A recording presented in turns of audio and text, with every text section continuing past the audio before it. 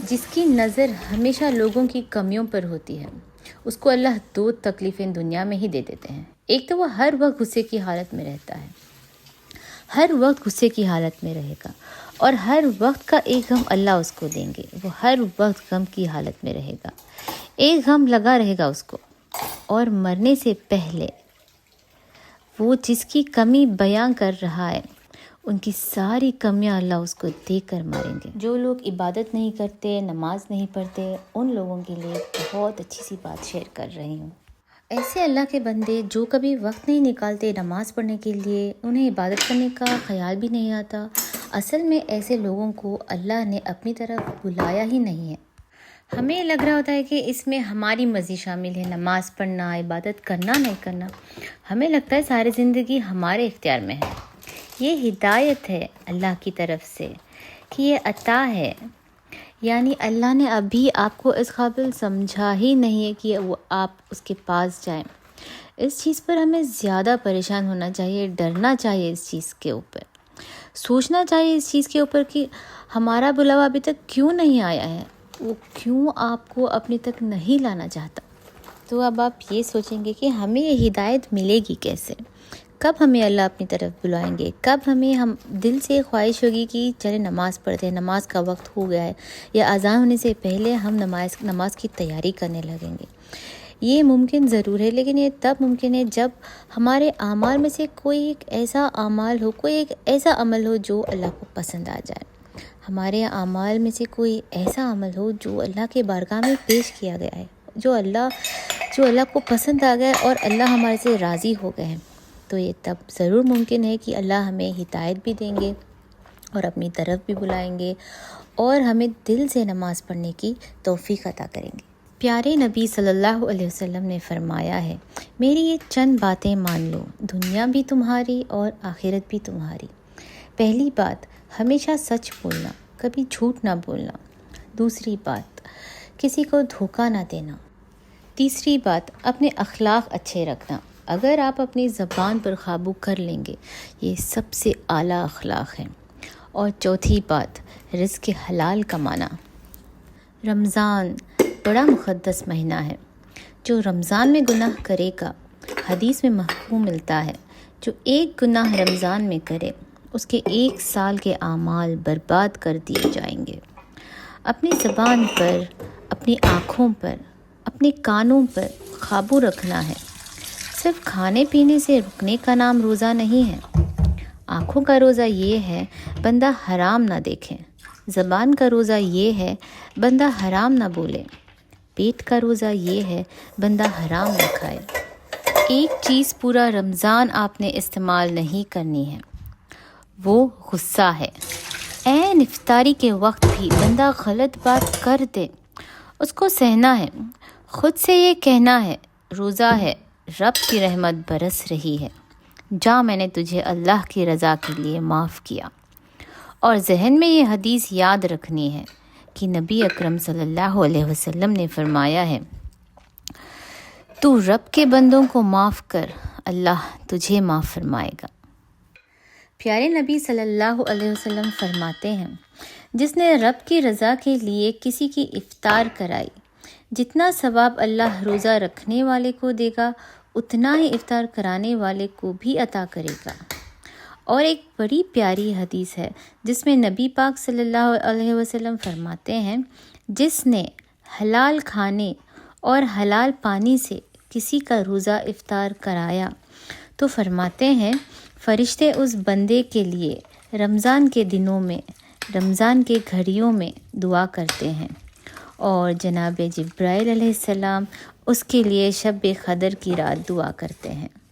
نبی پاک صلی اللہ علیہ وسلم نے فرمایا ہے، ہمارے اور یہودیوں کے درمیان فرق ہی سحری کا ہے، اور نبی پاک صلی اللہ علیہ وسلم نے فرمایا، سحری کھایا کرو، سحری کھانے میں برکت ہے۔ رمضان المبارک کے تشریف لانے سے پہلے اپنی طبیعت کے اندر ایسے ذوق لائیں، ایسی طبیعت لائیں کہ ہم نے معافی دینی بھی ہے اور معافی لینی بھی ہے۔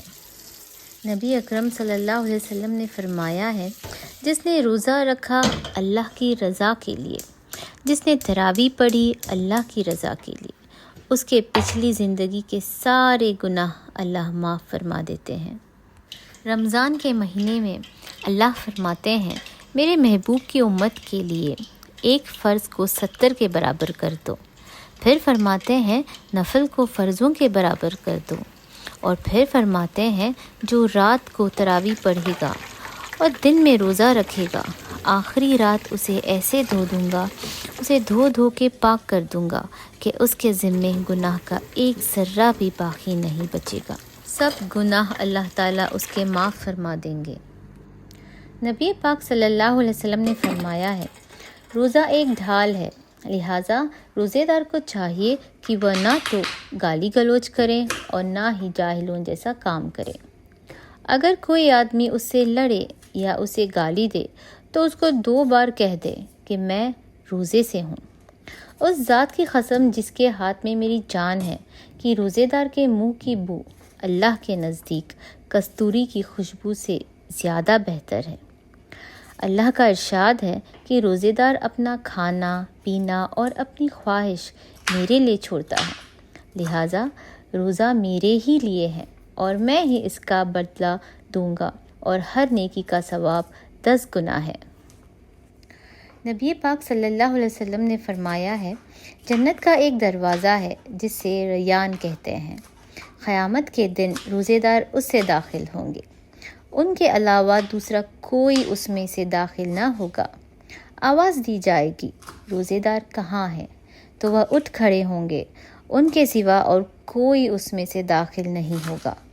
جب وہ داخل ہو جائیں گے تو اسے بند کر دیا جائے گا، کوئی اور اس میں سے داخل نہ ہوگا۔